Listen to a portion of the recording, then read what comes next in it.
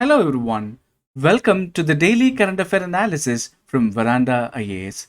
Today we are going to see some of the important current affair topic from the day of 8th of June 2023 and moving on to the topic of the day.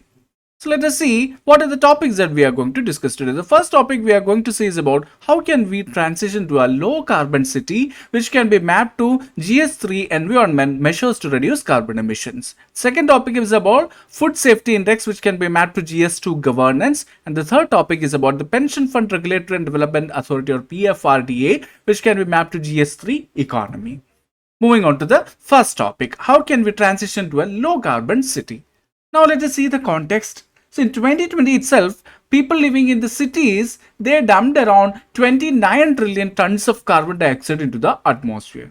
So apart from being a concern for the climate change, this actually poses a serious threat for health to all. That means we can say that it is a serious health hazard to all the human beings. Now let us see what are the implications of the impact of the rising carbon dioxide and what is the need for low carbon cities or net zero cities.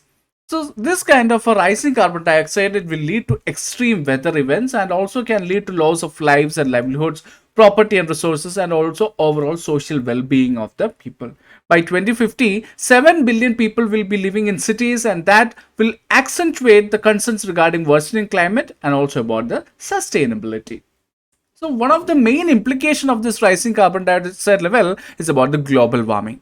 So it will have adverse impact on health like damage in lung tissue, heightened complications for asthma patients due to increase of the ozone concentration. Also, it may affect the food security and also can lead to the resource conflicts associated. So this transition to low carbon cities, it will definitely help us to mitigate the effects of the climate change. But in order to have the transition to low carbon cities, what should be done? Let us see that.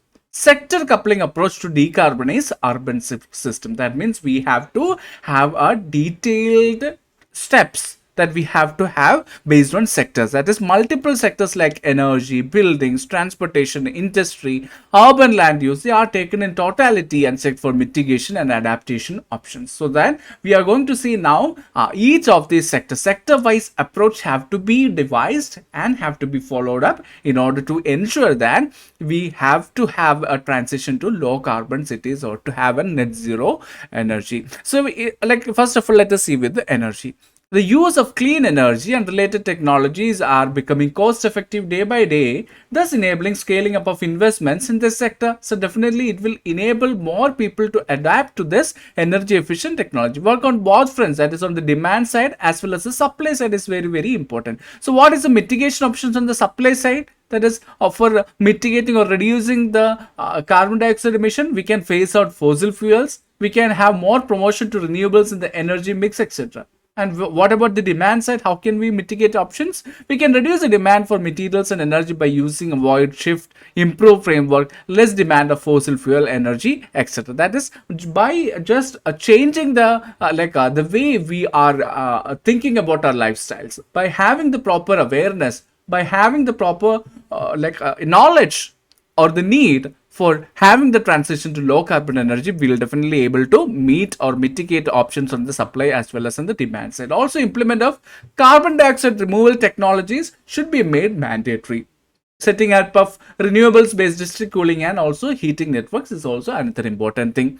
Moving on to the transportation sector. So placing of workplaces closer to a residential complex, it will definitely help in reducing the transportation emissions. So mostly people can use they can come to the office by work, or even just like any of the for European or Japanese countries, they can also use these kind of conveyance methods like that of cycles. Then electrifying public transport and discouraging the use of private vehicles, especially for the commutation of publics. Promotion of as active transport like bicycling and walking, as we have already discussed. Then what about the building and infrastructure sector? What all things we can do? Use of energy efficient services and infrastructure, shifting to low emission construction materials, and also designing new buildings with the mandate of net zero energy, and also retrofitting the existing buildings rather than going for the construction of a very new buildings. But these are the things that we can do. But definitely there are going to be certain challenges or the concerns of transition that we have to address when we analyze it pragmatically. So the groups of people or communities of developing economies, they depend on fossil fuels and has limited access to renewable energy options. Hence, they could be affected disproportionately. For example, Nigeria, Angola, and Venezuela. Whereas in developed countries, it may lead to inequity due to high energy costs and associated poverty or low incomes. Then there is an inherent issues of energy justice and also social equity, which has severe implications for economic well-being of people, livelihoods, and economic development. What do you mean by equity? And what is the difference between equity and equality? Yes, many might have guessed it right. Equality means equal distribution of resources. Then what is equity? Equity is a distribution of resources based on the needs of the people. So that is going to have a right impact, or like that is going to pose a kind of issues with respect to energy justice. So concerns related to justice concerns are land evictions for large scale renewable energy projects, then marginalization of few communities is being happen, increased gender gaps, etc. So then also need to be a focus on energy transition policies that are socially and environmentally fair, which have to be coming from the governance point of view. As a city's requirement is different, spatial form, land use pattern, level of development, etc., to be given a special focus, especially while the urban development and planning. So what is the way forward?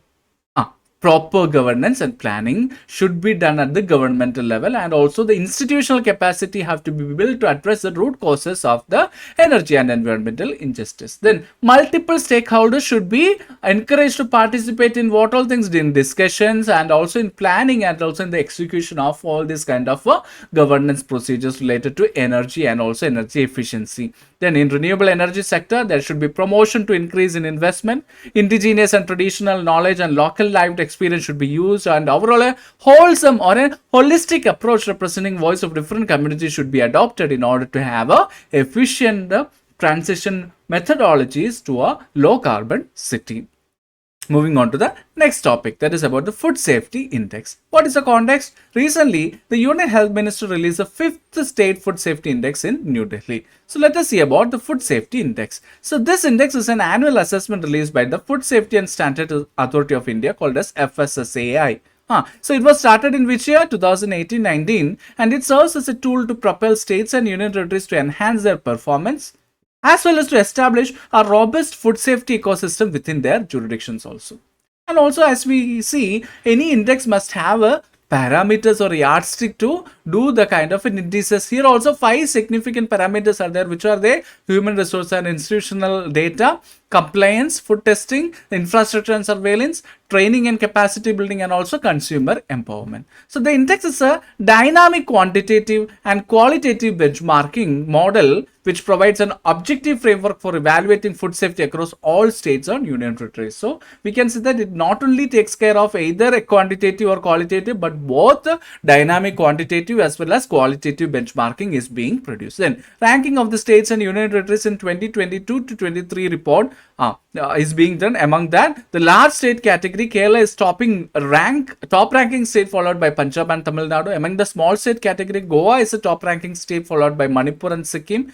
And among the union territories category, Jammu and Kashmir, Chandigarh and Delhi is performing very well. Moving on to the next topic, Pension Fund Regulatory and Development Authority, PFRDA. What is the context? So the Pension Fund Regulatory and Development Authority chairman, he recently said that a pension scheme with minimum assured returns is in the works by the PFRDA, which may entail higher premium payments for higher returns. So now let us see about Pension Fund Regulatory and Development Authority.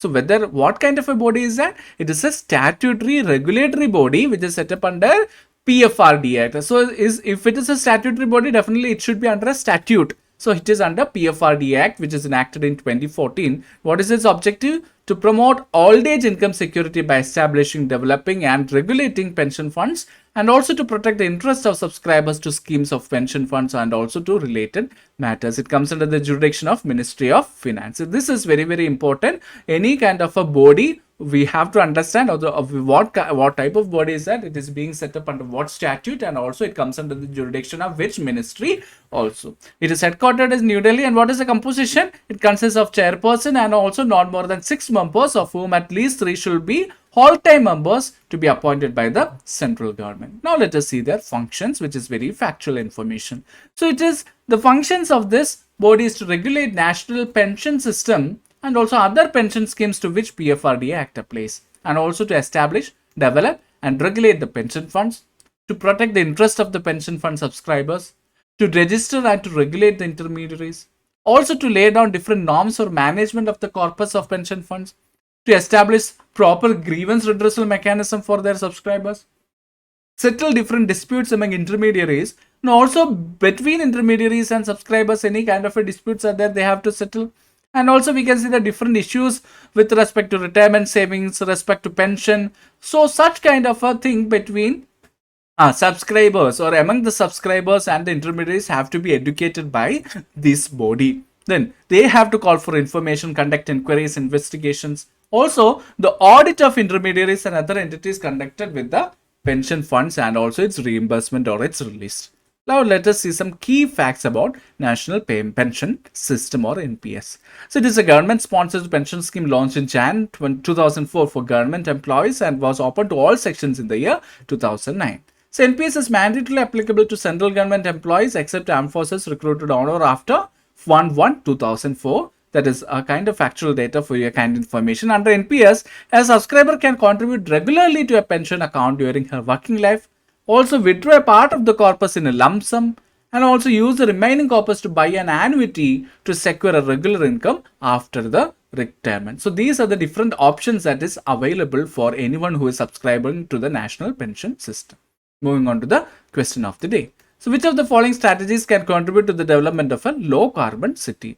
Option A, increasing reliance on fossil fuels for energy production. Option B, promoting public transportation and cycling infrastructure. Option C, encouraging deforestation for urban expansion. Option D, subsidizing high emission industries. So definitely by analyzing the options, we come to know that option B is the right answer. So I hope today's topic of analysis was really helpful for you guys. So unless and until we meet next time, this is Prince J signing off. Thank you so much.